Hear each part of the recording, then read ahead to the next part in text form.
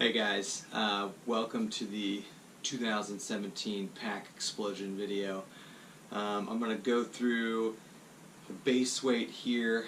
Everything I'm going to talk about comes with me on every single trip.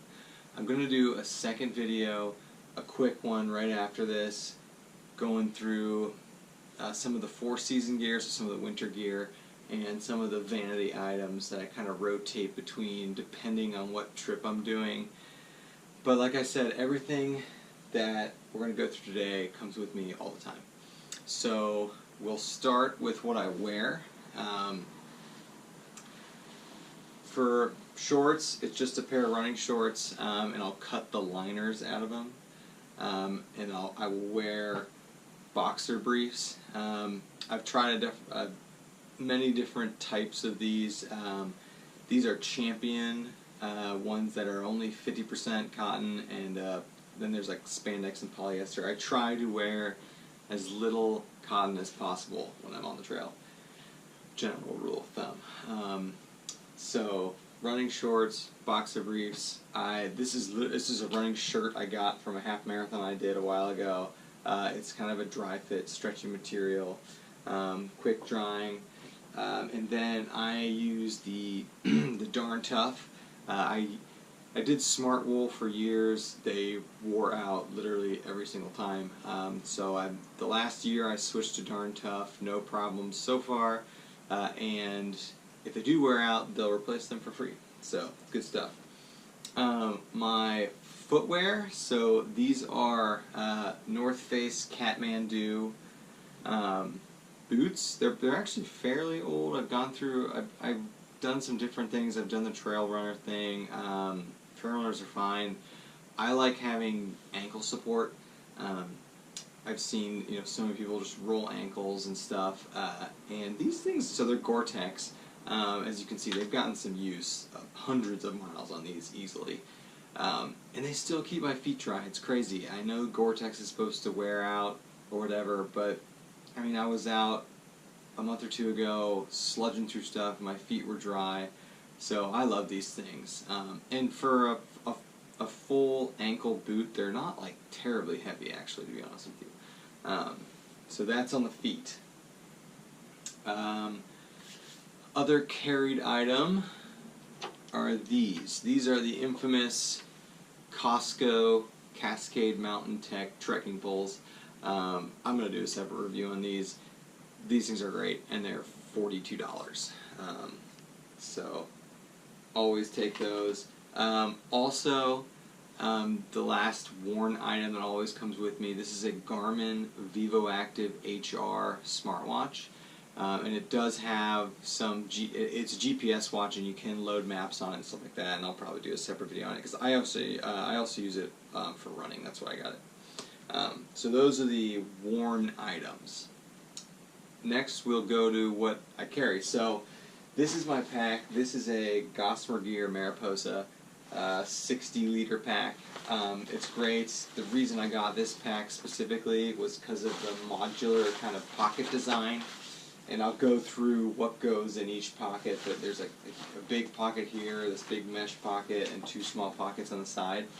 The other cool thing about most Gossamer Gear packs is they come with an embedded sit pad in the frame, so you could take this out actually, and you've got a little sit pad or a pad to place to organize stuff on, so I really like that. And there is an internal frame on this pack. So, what actually goes in the pack? So this pocket right here on the top right was they won't say what it's built for, but it was built for a stove. So this is my stove system right here. So on most of my trips, so a 2 to 3 nighter, 8 ounces of alcohol is fine. I do have like a 16-ounce bottle I'll take for longer trips, but this is an 8-ounce fuel bottle. Titanium spork, Snow Peak, great. It's not one of the crazy long ones, but it's long enough. It's fine. I did build my own koozie. There's tons of videos. I think I used Syntax 77's video to make this one. Make one of these, especially if you're going in the winter. The thermal efficiency of rehydrating food, it really does help. My main cook pot is a Snow Peak 3.5 cup pot. It was the mini solo kit. Has a lid I really like. And I do use an alcohol stove, so this all nests in here. I have the Zelf Fancy Feast alcohol stove.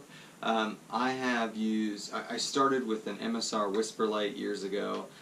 I switched to an MSR Pocket Rocket, and I finally made the switch to alcohol stoves. They're great, cheap, lightweight. I carry a, this is from a NyQuil bottle, just as something to measure out how much alcohol I use, and I do vary the amount of alcohol based on what I need to warm up or boil, and then a lighter. And the last thing that sits in here, which is a must for alcohol stoves, is a titanium windscreen. I actually got this off of Etsy. Some guy custom makes these, and yeah, it was like 15 bucks. And he cut it to the size of the Fancy Feast and this pot. So that's my cook kit, and I'll throw all the weights and everything up on the screen for all the carried items. But like I said, that goes in this top right pocket. The pocket below that, so this pocket right here is where I keep my water. So I carry 2 liters of water. I used to carry 3. That was overkill. Most people actually carry like less, like 1.5, but 2's good for me. I can go all day hiking on 2 liters. So I have a Platypus soft bottle 1 liter and a 1 liter smart water bottle. And these things are great because once you're done, you can roll it up, shove it in a pocket anywhere. And these things they're durable, and I really like. You'll see you can use this to back flush my water filter. So speaking of water filter, this is generally sitting in this mesh pocket right here. So I use a Sawyer squeeze. I started with a Sawyer Mini. Mini was fine, but this is like 1 ounce heavier, and you get like it's at least double, if not triple, flow rate, and it doesn't clog as easily. And I am generally 9 times out of 10 hiking with other people, and we kind of take turns filtering water. So that's why I got the 64 ounce bag. I have a 32 and a 16 ounce bag, but for the weight penalty, just get the big bag. And the cool thing about these bags is, if you can see, I don't know, it's hard to see, you can punch holes and suspend them and make kind of a gravity setup out of it. And a water scoop. So definitely with these bags, filling these bags up, if you don't have a scoop like from Stream where you just got to open it and kind of get in there, sucks. So make some sort of scoop. Just cut the end off a water bottle. I think I got that from Outdoor Adventures, another YouTuber. It's great. So this will go in here. So this big pocket right here, this is for your shelter. You can fit up to a 2-person tent in here. I've done it before. They call this a quiver pouch. If you couldn't tell, I am a hammock camper. So my shelter is a hammock. So this is a War Bonnet Blackbird XLC. Great hammock. I got the XLC because I'm 6'2", and I need an 11-foot hammock. I am getting, I got in on the Kickstarter for the Dutchware Chameleon, and I'll be getting that soon, and I'll do a little video for you guys on that. So that goes in this pouch shoved down at the bottom. Also in that pouch will go my tent stakes for the tarp I'll get to in a second, and for the hammock, as well as a Tyvek ground sheet. I'm probably going to stop carrying this, to be honest with you, because I suspend everything from the hammock, like the pack and my boots, everything gets hung off the suspension, so nothing's on the ground whatsoever. But it's like a ½ ounce, and it was like $5 or $10, so I don't know, we'll see. The tarp that I use that will go in that pocket on top of the hammock is a Hammock Gear 12-foot Cuban fiber hex tarp, and I have some mesh snake skins as well as a pair of Dutchware stingers to hang the tarp. This is an excellent tarp. that is super light and super expensive, but it's great. I have a lot of Cuban fiber things, and it's just very expensive. That's the only downside to it. But it's really light, and I really like this tarp. It's not the one with the doors. I haven't found a need for the doors yet, but I do like how I got a 12-foot tarp, and standard length is 11. But it's nice to have that extra 6 inches on each side. So that all goes in there. This pack has 2 hip belt pockets. Another reason I like this pack, and most packs don't have 2 hip belt pockets. So in one pocket is always a bandana and a knife. This is a Gerber knife. This is from 2009 when I started backpacking. And I'll probably upgrade it, but for now it still works. It's still sharp. I will use it to hang bear line. It's kind of cool. It's got this hole. I'll tie a rope into it and use it to throw the bear line over. And in the other pouch will be my cell phone, which is a Samsung Galaxy S7, and the camera that you can't see, which is a GoPro Hero 5 Black, as well as some extra batteries. So the GoPro, the camera, the extra batteries, which will be all the camera stuff will be in a Ziploc bag, will all fit in that hip belt. The tree straps for the hammock will also be in that quiver pouch. They'll easily fit in there. So that's kind of all the stuff that hangs out on the exterior of the pack. On the inside of the pack, I have 4 Cuban fiber bags, and various things go in each of them. So this bag is my clothes. So the clothes I put in the bag, I carry. Okay, so I do a set of clothes for hiking and a set of clothes for sleeping or camp time. In the summer, and mostly and if it's warm, it's the exact same set of clothes. Like, it's an extra pair of darn tufts, an extra pair of boxer briefs, an extra pair of shorts, and an extra shirt. All similar to the ones I hike in. Just an extra set that is clean, so I'll wear it at camp. That goes in this Cuban fiber bag.